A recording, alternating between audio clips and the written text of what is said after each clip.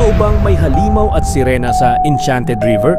Mga kaibigan, noong taong 2009, may babaeng turista ang lumangoy sa gitna ng ilog kahit bawal.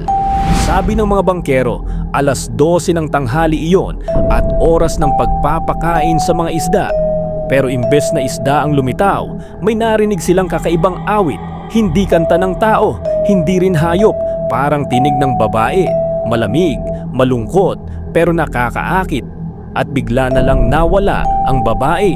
Walang sigaw, walang alon o kahit ano. Parang nilamon lang ito ng tubig. At kinabukasan, may lumutang na puting damit.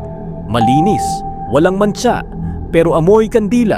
At sa ilalim ng tubig, may aninong dumaan, mahaba ang buhok, maputla ang balat, at ang mata, parang salamin.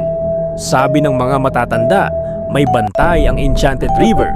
Sirena kung minsan, halimaw kung kailangan. At kung hindi ka marunong rumespeto, hindi ka niya ibabalik. Kaya tuwing may nawawala, walang search and rescue na ginagawa. Dahil sigurado sila na walang bangkay na lalabas. Dahil ang ilog na ito hindi nagbabalik ng ayaw niyang pakawalan. Kaya mga kapatid, sana nga ay gumalang tayo sa mga lugar na napupuntahan natin dahil ang ating mundo ay sobrang nababalot ng misteryo